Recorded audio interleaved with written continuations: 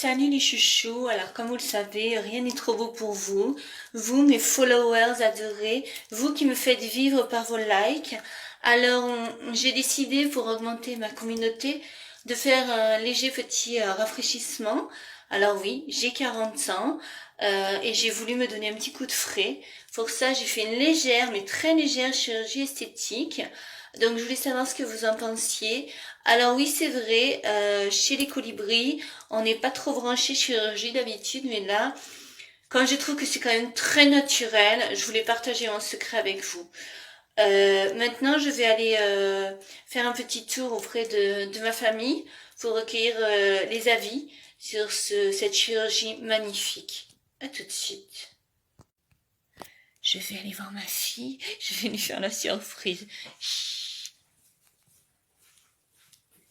Minou, c'est maman.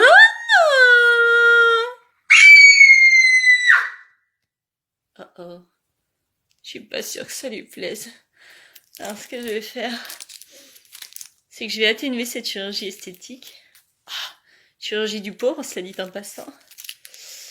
Ah, alors là, la paupière, ça va descendre. Voilà. Voilà ce que ça donne quand on a 40 ans. Perso, je trouve ça mieux que le surbotoxage.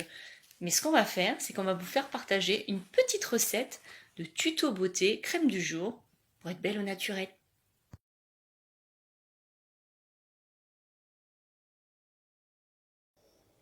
Pour la crème de jour, vous avez besoin de 5 ingrédients. De l'huile végétale. Nous, on a choisi de mettre de l'huile d'aloe vera et de l'huile de coco. Il faudra de l'eau de rose, ou une eau florale en tout cas, du miel et de la cire d'abeille.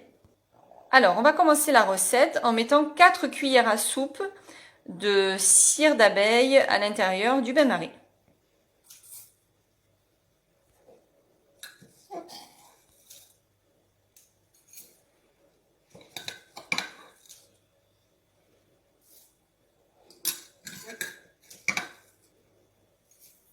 Ensuite, on va ajouter une cuillère à café de miel.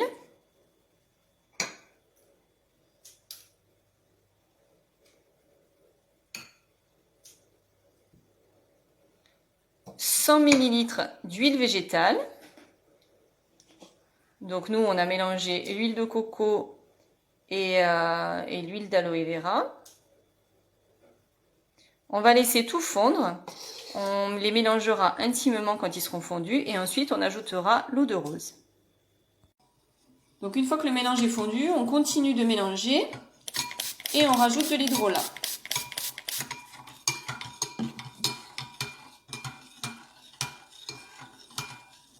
Pareil, on va touiller jusqu'à ce qu'on ait un mélange homogène. Et donc la dernière étape, on transvase dans un petit récipient qui va bien et on laisse refroidir pour que le mélange durcisse. Alors j'avoue que j'étais un peu dubitatif parce que je trouvais ça très très liquide, mais en fait en à peine 5 minutes, c'est devenu beaucoup plus compact. Alors j'ai fait un petit test sur la main. J'avoue que là, donc voilà, on a quelque chose d'un peu d'assez crémeux, mais pas liquide. Ça se dissout très facilement et donc ça imprègne très bien la peau. Bon, à suivre, a priori c'est plutôt pas mal, l'essai m'a l'air assez concluant, donc je vous laisse tester. Allez, ciao!